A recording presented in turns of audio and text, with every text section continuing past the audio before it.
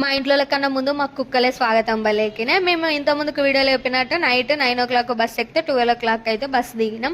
మేము దిగిన విలేజ్ నుండి మమ్మీ వాళ్ళ విలేజ్కి అయితే వెళ్ళడానికి 10 kilometer డిస్టెన్స్ ఉంటుంది అన్నట్టు. ఒక్కొక్క విలేజ్లో ఒక్కొక్క కుక్క స్వాగతం పలికింది.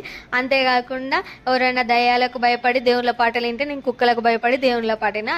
ఇంతకు ముచ్చట ఏంటంటే ఈ చలికి మేము స్వెటర్లు, గ్లౌజులు, మాస్క్లు, ఒక కళ్ళు తప్పించి ఏం కనబడుకున్నా మొత్తం కవర్ చేసుకొని మరి బండి మీద పోతున్నాం. మేము దిగిన విలేజ్ కాక నెక్స్ట్ విలేజ్లోనైతే కుక్కలు ఘోరంగా ఎగబడ్డాయి. మమ్మల్ని చూసి కొంచెం మిస్ నా దగ్గరికి వచ్చి వాసన చూసింది, జస్ట్ మిస్ నన్ను గరిచేది కూడా. అంతేకాకుండా మాకు కుక్కలు ఎక్కడెక్కడ ఉంటే కొంచెం ఐడియా ఉంటుంది అన్నట్టు. ఆ కుక్కలు ఉన్న జాగాలు మొత్తం దాటిపోయినాం. ఇక నెక్స్ట్ అయితే మమ్మీ వాళ్ళ విలేజ్, ఈ విలేజ్ దాటితే మమ్మీ వాళ్ళ విలేజ్ అనే మూమెంట్లోనైతే ఒక విలేజ్లో అయితే కరెంటు పోయింది. కరెంటు పోవడంతోనే ఉన్నలేని కుక్కలన్నీ మా మీదకి ఘోరంగా ఎగబడ్డాయి. ఇక కొంచెంసేపటికైతే కరెంట్ వచ్చింది. కరెంట్ వచ్చినాక మమ్మల్ని చూసి వీళ్ళు మనుషులే దయ్యాలు కాదని చెప్పి కుక్కలు అయితే పక్కకు జరిగి